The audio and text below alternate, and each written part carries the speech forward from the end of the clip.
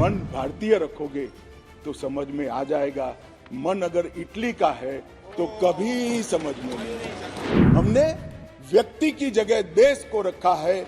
Mob lynching घृणित अपराध है और उसको हम नए कानून में फांसी की सजा का प्रावधान कर इंक्लूड कर रहे हैं। मन भारतीय रखोगे तो समझ में आ जाएगा, मन अगर इटली का है तो कभी समझ में नहीं आएगा। हमने व्यक्ति की जगह देश को रखा है।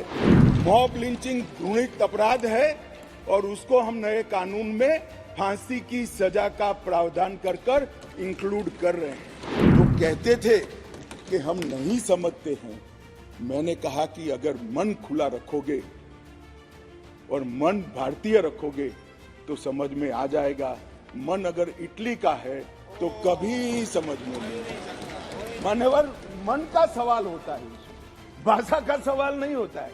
मन अगर यहाँ का है तो तुरंत समझ में आ जाता है, मन अगर यहाँ का नहीं है तो कभी समझ में नहीं आएगा। मान्यवर, इसमें बहुत सारी चीजों पर हमने थ्रस्ट दिया है। आतंकवाद की व्याख्या अब तक किसी भी क्रिमिनल जस्टिस सिस्टम के कानून में नहीं थी। पहली बार मोदी सरकार आतंकवाद को अब व्याख्यायित करने जा रही है, जिससे इसका कोई लूपहोल्स उठाकर आगे फायदा न ले पाए। मान्यवर, इसके साथ साथ राजद्रोह को देशद्रोह में बदलने का काम। पहले राजद्रोह की व्याख्या थी, मैं आगे डिटेल में बताऊंगा। राज से मतलब शासन था, भारत नहीं था। किसी भी राज्यकर्ता के खिलाफ कोई भी कुछ बोलता था तो इसके पर अपराध राजद्रोह का कानून लग जाता था। हमने व्यक्ति की जगह देश को रखा है। व्यक्ति की टीका ये लोकतंत्र का सबसे अच्छा लक्षण है और देश को नुकसान करने वाले को कभी बख्शना नहीं चाहिए, ये दृढ़ता भी इसमें है। राजद्रोह को इतने साल के बाद देशद्रोह में परिवर्तित करने का काम ये कानून करेगा। मान्यवर, कानून में आज इस सदन के सभी सभासदों को गारंटी देना चाहता हूं कि आने वाले 100 साल के टेक्निकल इनोवेशन जितने भी होंगे, इसकी कल्पना कर हमारी न्यायिक पद्धति को इससे सुसज्ज करने के लिए सारे प्रोविजन इसी कानून के अंदर कर दिए गए हैं और सारी टेक्नोलॉजी का उपयोग कर जल्दी न्याय बने, इसके लिए भी हम आगे बढ़ रहे हैं। मॉब लिंचिंग का प्रावधान भी किया है।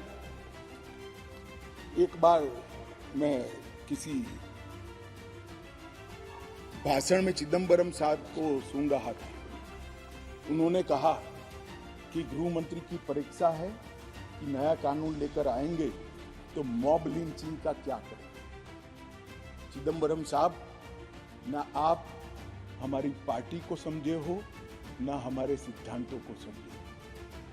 हमारी पार्टी की केवल एक और एक आइडियोलॉजी है, भारत का उत्कर्ष। एकमात्र आइडियोलॉजी पर Bharatiya Janata party. Mob lynching घृणित अपराध है और उसको हम नए कानून में फांसी की सजा का प्रावधान कर इंक्लूड कर रहे हैं। मगर अब मैं आपको पूछना चाहता हूं, आपने भी इस देश में 70 साल में 58 साल शासन किया है, आपने मॉब लिंचिंग को भला अब तक क्यों नहीं लाए थे? हम तो जब बदलाव किए तब लाए। मॉब लिंचिंग शब्द का उपयोग हमें गाली बोलने के लिए तो खूब किया, मगर जब सत्ता में आए तब भूल गए। इस प्रकार के व्यवहार को जनता जानती है, इसीलिए उस ओर बैठे हो और उस ओर से भी सदन के बाहर बैठे हो। मान्यवर, ये जो इनका डबल स्टैंडर्ड है, इसके कारण उनकी पार्टी को आज इतनी सारी दिक्कतें उठानी पड़ी है।